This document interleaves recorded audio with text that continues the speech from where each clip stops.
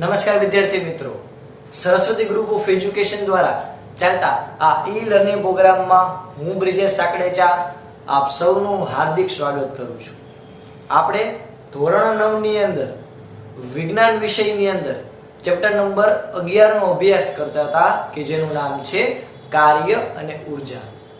તો જેની અંદર આપણે લાસ્ટ લેક્ચરની અંદર ઉર્જાનું એક સ્વરૂપમાંથી બીજા સ્વરૂપમાં રૂપાંતર થાય છે એના આપણે વિવિધ ઘણા બધા ઉદાહરણ લીધા. આપણે પ્રવૃત્તિઓ દ્વારા જોયું હતું, આપણી રોજિંદા જીવનમાં કેટલા બધા સાધનો એવા વપરાય છે એટલે કે યુઝ કરીએ છીએ કે જે ઉર્જાનું સતત એક સ્વરૂપમાંથી બીજા સ્વરૂપમાં રૂપાંતર કરતા હોય છે. આપણે એના વિશે ડિટેલમાં માહિતી મેળવી લીધી. ચાલો હવે આજે આપણે ભણીશું એક અગત્યનો હજી એકવાર એક અગત્યનો ભૌતિક વિજ્ઞાનના એટલે કે ફિઝિક્સનો એક અગત્યનો નિયમ કે જેનું નામ છે ઉર્જા સંરક્ષણનો નિયમ. તો વિદ્યાર્થી મિત્રો, આપણા ફિઝિક્સ એટલે કે ભૌતિક વિજ્ઞાનની અંદર મુખ્ય 4 નિયમ છે, 4 પાયા છે એમ આપણે કહી શકીએ. એ 4 નિયમ છે એ ક્યારેય બદલાવાના નથી અને એના ઉપર મોટી મોટી થિયરીઓ છે એ આધારિત છે. મોટા મોટા પ્રયોગો, મોટા મોટા કહેવાય ને એક્સપેરિમેન્ટ, એ બધા આ નિયમ ઉપર આધારિત છે. એટલે કે આ નિયમો એ મોટા મોટા એક્સપેરિમેન્ટનું તારણ છે, નિચોડ છે, કન્ક્લુઝન છે. ઓકે, તો આ 4 નિયમ છે જેમાંથી આપણે વેગમાન ભણાવ્યું ત્યારે મેં તમને ઓલરેડી કીધેલું જ છે આ 4 નિયમ ક્યાં છે.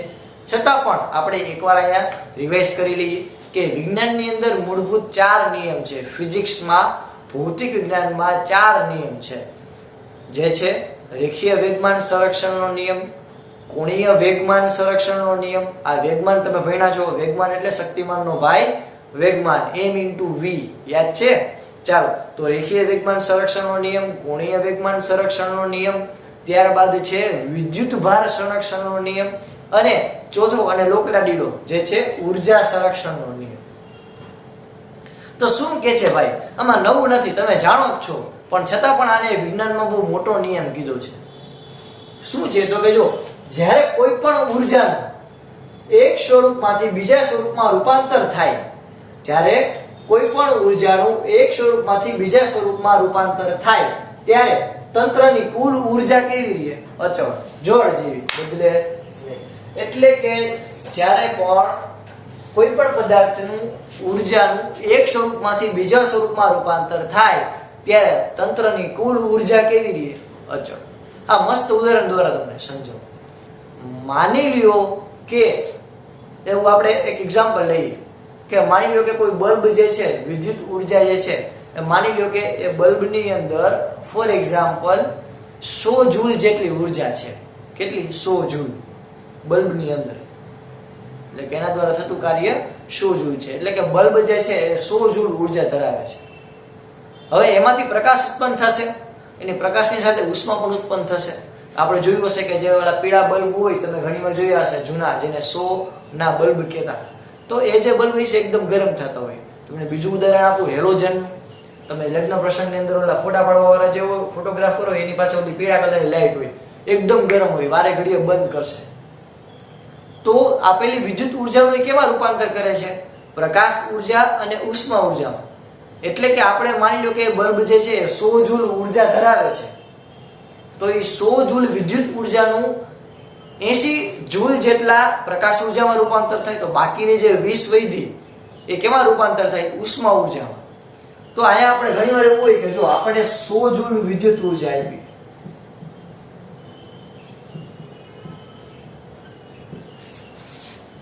તો આ 100 જૂલ વિદ્યુત ઉર્જાની અંદર 80 જૂલ, આ જસ્ટ એક્ઝામ્પલ બોલે છે, 80 જૂલ જે છે એ પ્રકાશ ઉર્જામાં રૂપાંતર થાય. તો ઉર્જા સંરક્ષણનો નિયમ આપણને એવું કહે છે કે જ્યારે ઉર્જાનું એક સ્વરૂપમાંથી બીજા સ્વરૂપમાં રૂપાંતર થાય ત્યારે તંત્રની કુલ ઉર્જા કેવી રહે? અચળ. એટલે કે તમે જેટલું ઇનપુટ આપો એટલું જ આઉટપુટ મળે. તો અહીંયા 80 જૂલ પ્રકાશ ઉર્જા, તો બાકીની 20 ક્યાં ગઈ? તો કે ભાઈ એ 20 જે છે એ ઉષ્મા ઉર્જા સ્વરૂપે ગરમ થયું, એટલે કે ઉષ્મા ઉર્જા સ્વરૂપે વેઈ પામી. એટલે લેમ્પ જોજો ગરમ થઈ જશે. ઓકે, તમને આવું બેસ્ટ બીજું ઉદાહરણ આપું તો આપણો મોબાઈલનું ચાર્જર. આપણો મોબાઈલનું ચાર્જર જે છે એ તમે મોબાઈલને લાંબા સમય સુધી ચાર્જ રાખો તો તમે જુઓ એ જે ચાર્જરનું જે એડેપ્ટર હશે એકદમ ગરમ થઈ જશે. તો વિદ્યુત ઉર્જામાં જ રૂપાંતર કર્યું. પણ તો કે જો શું થયું તો કે તમે જે ઓલા આવા પ્લગ હોય, તમે જોયું હશે આવા પ્લગ ની અંદર તમે એવું ચાર્જર ભરાવો તો આવા પ્લગ માંથી એસી વિદ્યુત પ્રવાહ આવે. કેવો? એસી કરંટ આવે, એસી વિદ્યુત પ્રવાહ.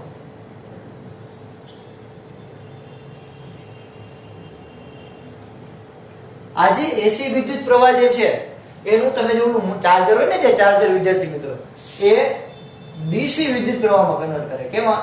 ડીસી વિદ્યુત પ્રવાહ, કે જે આપ 10મા ધોરણમાં ભણશો, એસી અને ડીસી.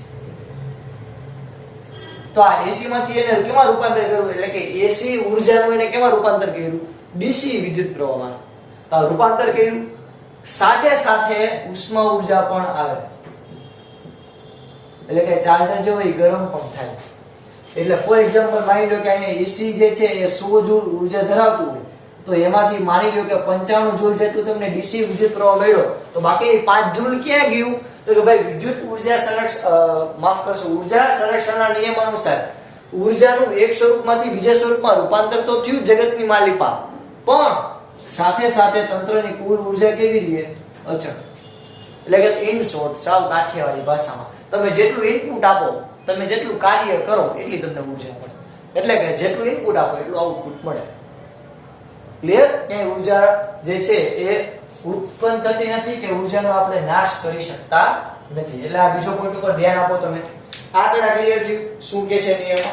શું કહે તો કે જો જ્યારે પણ ઉર્જાનું એક સ્વરૂપમાંથી બીજા સ્વરૂપમાં રૂપાંતર થાય ત્યારે તંત્રની કુલ ઉર્જા કેવી રહે? અચળ. તંત્રની કુલ ઉર્જા કેવી રહે? અચળ. ઓકે, મેં તમને ઉદાહરણ દ્વારા પણ સમજાવ્યું.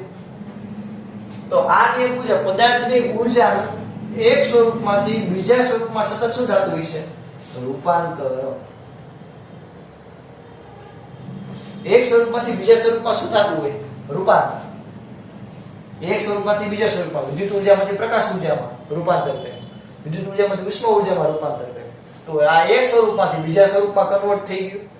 તો પદાર્થની ઉર્જાનું એક પદાર્થમાં, કોઈ પદાર્થ હોય એની એક સ્વરૂપમાંથી બીજા સ્વરૂપમાં ઉર્જાનું રૂપાંતર થાય. એટલે કે તમે એવું કહી શકો કે ઉર્જાનું સર્જન કે વિનાશ શક્ય નથી. સર્જન કે વિનાશ શક્ય નથી. એટલે કે તમે ઉર્જાનું ઉત્પન્ન ન કરી શકો અને ઉર્જાને ડિસ્ટ્રોય એટલે કે વિનાશ પણ કરી શકો નહીં. તમે જો કોઈ પણ પદાર્થની એનર્જી હોય તમે વિનાશ કરી શકો નહીં. કોઈ પણ પદાર્થની એનર્જી તમે ડિસ્ટ્રોય ન કરી શકો અને નો કઈ ક્રિએટ કરી શકો. એટલે કે ઉર્જાનું સર્જન કે વિનાશ શક્ય નથી. ફોર એક્ઝામ્પલ આપણે નાના લેવલથી માંડી મોટા લેવલે જોઈએ, જેમ કે બ્રહ્માંડમાં બહુ મોટા મોટા સ્ટાર હોય તો સ્ટાર ડિસ્ટ્રોય થાય એટલે કે આમ વિનાશ થાય, આમ તૂટી જાય, તો એમાંથી બહુ મોટા પ્રમાણમાં ઉર્જા ઉત્પન્ન થાય, પ્રકાશ ઉર્જા. પછી તો કે એમાંથી મોટી મોટી ઘણી બધી બિગ બેંગની થિયરીઓ છે, બ્લેક હોલ છે, આવું ઘણું બધું થાય. તો ઉર્જાનું ક્યારેય સર્જન કે વિનાશ શક્ય નથી. આપણે ઓલવેઝ એનું એક સ્વરૂપમાંથી બીજા સ્વરૂપમાં રૂપાંતર કરી શકીએ છીએ. તો આ ઉર્જા સંરક્ષણનો નિયમ આઈ હોપ બધાને ક્લિયર થયો. હવે તો કે આના ઉપરથી આપણે એક ઉર્જા વિશે ભણી, જે નામ છે યાંત્રિક ઉર્જા, મિકેનિકલ એનર્જી. તો યાંત્રિક ઉર્જા કેને કહેવાય? તો કે જો સમજો, બહુ મસ્તીની બહુ અઘરી વ્યાખ્યા યાંત્રિક ઉર્જા. તો કે પદાર્થની સ્થિતિ ઉર્જા, કે જેને હું ઈ કે કહું, અને ગતિ ઉર્જાના સરવાળાને શું કહેવાય? પદાર્થની યાંત્રિક ઉર્જા. લ્યો કઈ નવી પદાર્થની કુલ યાંત્રિક ઉર્જા. પદાર્થની યાંત્રિક ઉર્જા એટલે શું? તો કહેવાય પદાર્થની સ્થિતિ ઉર્જા અને ગતિ ઉર્જાનો સરવાળો. એટલે કે સ્થિતિ ઉર્જાને જે હું કહું ઈ કે ઈ પી, ઈ પી પોટેન્શિયલ એનર્જી. ગતિ ઉર્જાને કહું હું ઈ કે એટલે કે કાઇનેટિક એનર્જી. તો આપણને મળશે EM એટલે કે મિકેનિકલ એનર્જી. તો આ આપણું ઇક્વેશન થયું કે પદાર્થની યાંત્રિક ઉર્જા એટલે શું થાય છે કે ભાઈ પદાર્થની યાંત્રિક ઉર્જા એટલે પદાર્થની સ્થિતિ ઉર્જા અને ગતિ ઉર્જાનો સરવાળો. ઓકે વિદ્યાર્થી મિત્રો, આટલું પહેલા ક્લિયર થયું. ચાલો હવે આપણે મસ્ત મજાનો એક તમને આ ઉદાહરણ સમજાવું કે કોઈ પણ પદાર્થ હોય એની યાંત્રિક ઉર્જા કેવી અચળ. આપણે સાબિત કરી કે મુક્ત પતન કરતો કોઈ પદાર્થ હોય, મુક્ત પતન કરતો પદાર્થ એટલે આપ જાણો છો તો કે પદાર્થ ઉપરથી આમ તમે નીચે આમ તમે મૂકી દો. માની લો કે હું અહીંયાથી કોઈ વસ્તુને મૂકી દઉં, જેમ કે અહીંયા મારી પાસે કોઈ એક આવી પેન છે, આ પેનને હું ઉપરથી આમ નીચે મૂકી દઉં તો ક્યાં જાય? જો આ પેનને અત્યારે પકડી છે, મૂકી દઉં, ક્યાં જશે? નીચે ગઈ. તો એ પદાર્થ શું કરે? મુક્ત પતન કરે છે. તો મુક્ત પતન કરતા પદાર્થ માટે આપણે હવે જોશું આપણો ટોપિક. મસ્ત મજાનું હેડિંગ મારી દઈએ કે મુક્ત પતન કરતા પદાર્થ માટે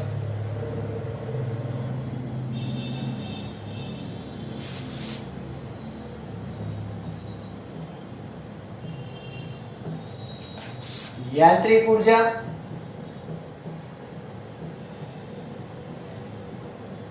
અચળ રહે છે. યાંત્રિક ઉર્જા કેવી રહે? અચળ રહે છે. આપણે સાબિત કરવાનું શું કરશે આ વિદ્યાર્થી મિત્રો? સાબિત. ચાલો કરીએ સાબિત. તો આના માટે સૌથી પહેલા તો આપણે ધારવું પડશે તો કે ભાઈ ધારો કે m દળનો પદાર્થ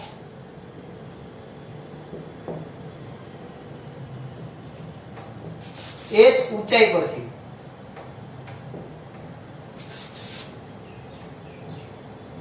મુક્ત પતન કરે છે.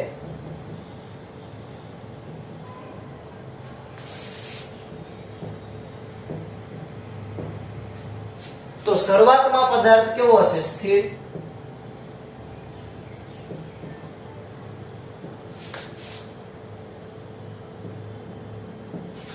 શરૂઆતમાં પદાર્થ સ્થિર હોવાથી પદાર્થ શું? તો કે પદાર્થ સ્થિતિ ઊર્જા ધરાવશે. શું ધરાવશે? સ્થિતિ ઊર્જા.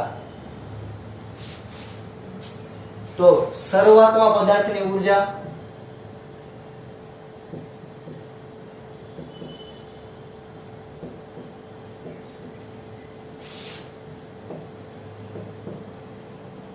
જેને હું કહું E શરૂઆતમાં પદાર્થની ઊર્જા તો કે ભાઈ પદાર્થની યાંત્રિક ઊર્જા, શરૂઆતમાં પદાર્થની યાંત્રિક ઊર્જા. અહીં આપણે એક શબ્દ વધારે ઉમેરી દઈએ. શરૂઆતમાં પદાર્થની યાંત્રિક ઊર્જા. આપણે યાંત્રિક ઊર્જા ગોતવાની છે.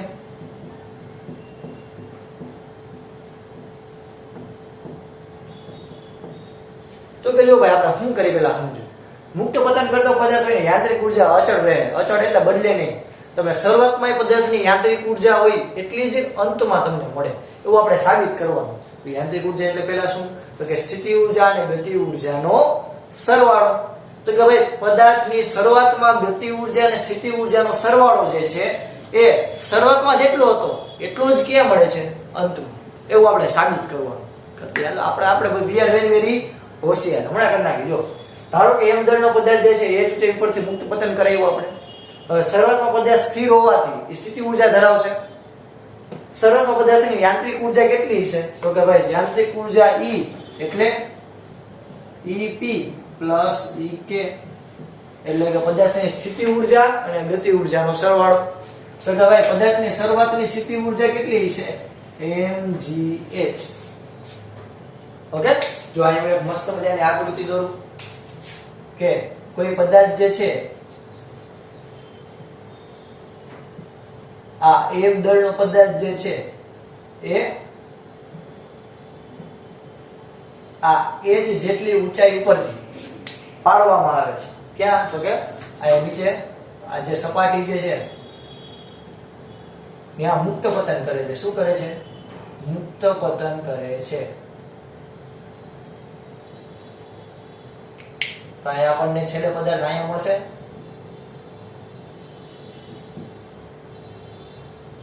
ક્લિયર? તો આવી કંઈક આકૃતિ આપણી થઈ તો ઉપરથી આમ નીચે ખબકશે.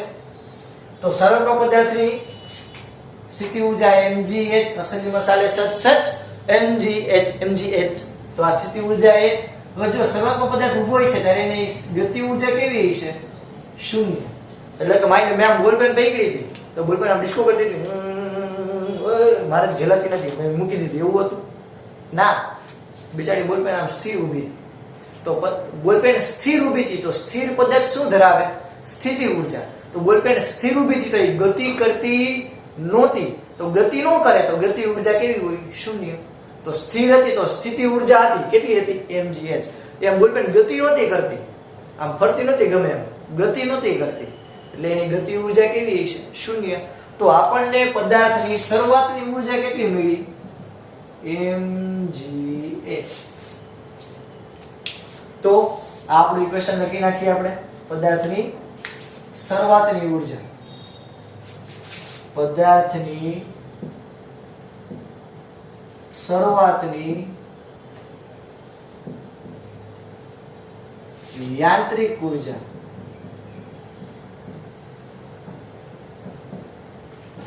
આટલું પેલા ક્લિયર થાય?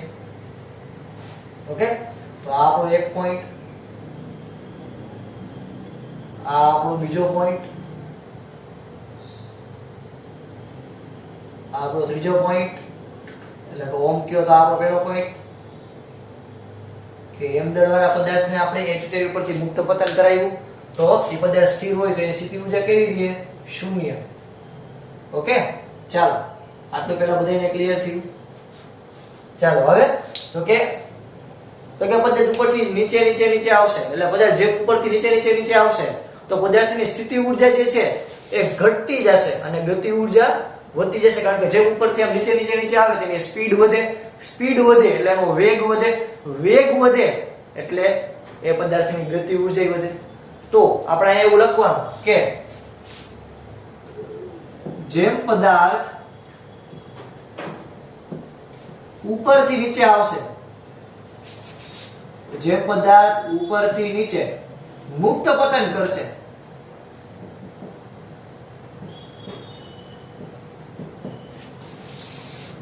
તેમ તેમ તેની સ્થિતિ ઊર્જા ઘટતી જશે અને ગતિ ઊર્જા વધતી જશે. જેમ જેમ પદાર્થ ઉપરથી નીચે મુક્ત પતન કરશે તો એની સ્થિતિ ઊર્જા જો અહીંયા સ્થિર હતો તો જેવો મેં મૂક્યો એટલે પદાર્થ આમ નીચે ગયો તો એની સ્થિતિ ઊર્જા જે છે પેલા મેક્સિમમ હતી, મહત્તમ હતી. જેવું મૂક્યું એટલે પદાર્થ ક્યાં આવ્યો? નીચે ગયો. તો નીચે ગયો એટલે એની સ્થિતિ ઊર્જા ઘટતી ગઈ અને ગતિ ઊર્જા ટેક તો કે ભાઈ હવે હું પિક્ચરમાં આવું છું તો કે જેમ નીચે નીચે જાય એમ એની સ્પીડ વધતી જાય એટલે એની ગતિ ઊર્જા વધતી જાય, સ્થિતિ ઊર્જા ઘટતી જાય ટેક. ઓકે, ચાલો પછી આટલું પહેલા ક્લિયર થયું. હવે તો કે અંતિમ બિંદુ પાસે પદાર્થ પહોંચવા આવે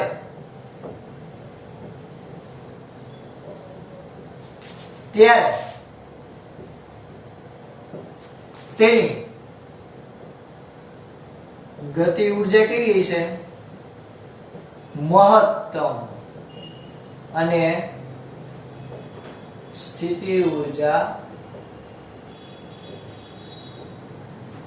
શૂન્ય હશે.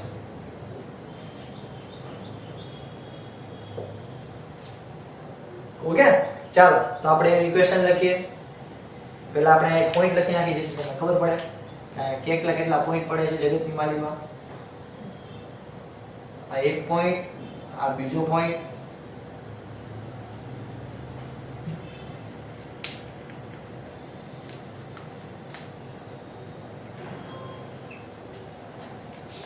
ચાલો અંતિમ બિંદુ પાસે પદાર્થ પહોંચવા આવે ઉપરથી નીચે નીચે નીચે સપાટી પર પહોંચવા આવે તો એ મેક્સિમમ સ્પીડ ધરાવતો હશે. તો એના માટે આપણે શું લખી શકીએ? તો કે ભાઈ એના માટે આપણે લખી શકશું કે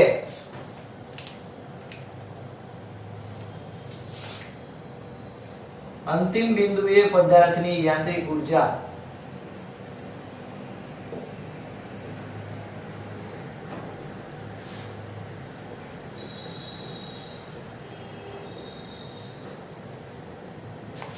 ઇક્વલ ટુ કેટલી છે તો કે યાંત્રિક ઉર્જા E બરાબર EK plus EP. Potential energy તો એટલે કે સ્થિતિ ઉર્જા શૂન્ય થઈ જશે અને ગતિ ઉર્જા મહત્તમ મળે એટલે કે આપણને મળશે E બરાબર 1/2 mv². ઓકે, તો આ આપણું ઇક્વેશન થયું કે અંતિમ બિંદુએ પદાર્થની યાંત્રિક ઉર્જા અંતિમ બિંદુએ પદાર્થની યાંત્રિક ઉર્જા E કેટલી મળી તો કે 1/2 mv². તો હવે તો કે પદાર્થની ટોટલ યાંત્રિક ઉર્જા કેટલી થાય તમને આખા મુક્ત પતન કરતા પદાર્થની યાંત્રિક ઉર્જા મેળવવી કેમ મળશે તો કે ભાઈ શરૂઆતની અને અંતિમ બે મેળવી લ્યો. તો કે ભાઈ કુલ યાંત્રિક ઉર્જા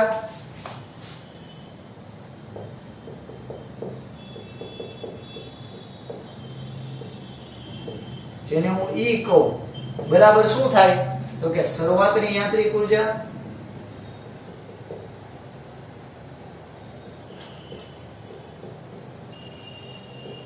પ્લસ અંતિમ યાંત્રિક ઉર્જા.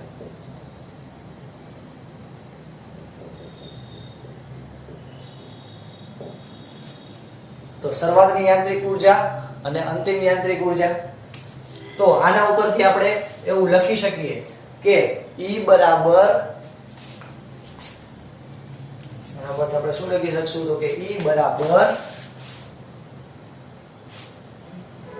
mgh plus 1/2 mv². તો E બરાબર તો આ થતું હતું mgh પ્લસ 1/2 mv². તો આનું મૂલ્ય કેવું રહ્યું અચળ. એટલે કે આ તો આપણું ઇક્વેશન હતું કે E બરાબર mgh પ્લસ 1/2 mv² એટલે કે સ્થિતિ ઉર્જા અને ગતિ ઉર્જાનો સરવાળો. ઓકે વિદ્યાર્થી મિત્રો, તો આપણને આઈ હોપ ઉર્જા સંરક્ષણનો નિયમ આખો ક્લિયર થયો હશે. ઉર્જા સંરક્ષણનો નિયમ શું કહે છે કે ભાઈ વિશ્વમાં પદાર્થનો કુલ ઉર્જાનો જથ્થો કેવો રહે અચળ. ઓકે, એનું સર્જન કે વિનાશ શક્ય નથી. હંમેશા ઉર્જાનું એક સ્વરૂપમાંથી બીજા સ્વરૂપમાં શું કરી શકો રૂપાંતર. ત્યારબાદ આપણે યાંત્રિક ઉર્જા કોને કહેવાય તો કે પદાર્થની ગતિ ઉર્જા અને સ્થિતિ ઉર્જાના સરવાળાને શું કહેવાય તો કે પદાર્થની યાંત્રિક ઉર્જા. ત્યારબાદ આપણે જોયું મુક્ત પતન કરતા પદાર્થ માટે યાંત્રિક ઉર્જા કેવી રહે અચળ. કેમ મળશે તો કે ભાઈ પદાર્થની શરૂઆતની સ્થિતિ ઉર્જા શોધી લો, સોરી માફ કરશો, શરૂઆતની યાંત્રિક ઉર્જા ગોતી લો અને અંતિમ યાંત્રિક ઉર્જા ગોતી લો. તો પદાર્થની કુલ યાંત્રિક ઉર્જા કેટલી મળી તો કે શરૂઆતની અને સરવાળો એટલે કે અચળ. તો ધારો કે m દળનો પદાર્થ h ઊંચાઈ ઉપરથી મુક્ત પતન કરે, શરૂઆતમાં એની સ્થિર હોય તે સ્થિતિ ઉર્જા ધરાવે ત્યારે ગતિ ઉર્જા શૂન્ય હોય એટલે કે E બરાબર mgh. અંતિમ બિંદુએ પછી વચલા ગાળામાં શું થાય તો કે જેમ પદાર્થ ઉપરથી નીચે આવશે એમ એની સ્થિતિ ઉર્જા ઘટતી જશે અને ગતિ ઉર્જા વધતી જશે. અંતિમ બિંદુથી ઉપર એટલે કે અંતિમ બિંદુએ પહોંચવા આવે ત્યારે એની ગતિ ઉર્જા મહત્તમ અને સ્થિતિ ઉર્જા શૂન્ય. તો એના માટે આપણને સ્થિતિ ઉર્જા મળી, માફ કરશો ગતિ ઉર્જા મળી અંતિમ બિંદુએ E બરાબર 1/2 mv². કુલ યાંત્રિક ઉર્જા આપણને કેટલી મળશે તો કે કુલ યાંત્રિક ઉર્જા શરૂઆતની અને અંતિમ યાંત્રિક ઉર્જા એટલે કે mgh plus 1/2 mv². Very very easy. તો આ તો આપણું ઇક્વેશન હતું. એટલે કે કોઈ પણ તમે ગમે એ વસ્તુ કરો શરૂઆતમાં જેટલી ઉર્જા હોય એટલે જે અંતિમ હોય એટલે કે પદાર્થની કુલ યાંત્રિક ઉર્જા કેવી રહે અચળ એટલે કે ફિક્સ બદલે નહીં. આટલું ક્લિયર થયું વિદ્યાર્થી મિત્રો. ચાલો તો આખો મસ્ત મજાનો ટોપિક છે તમારે તમારી પાકી બુકમાં એકવાર અને રફ બુકમાં એકવાર લખવાનો છે હોમવર્કમાં અને આવા રંગબેરંગી ડુગડુગિયા વાળા કલર પેનથી કે જેથી આપણને સારી રીતે યાદ રહે. ઓકે વિદ્યાર્થી મિત્રો, અહીંયા સુધી રાખીએ. જય ભારત, જય હિન્દ. ચાલો આ બધું ફટાફટ પહેલા લખી નાખો.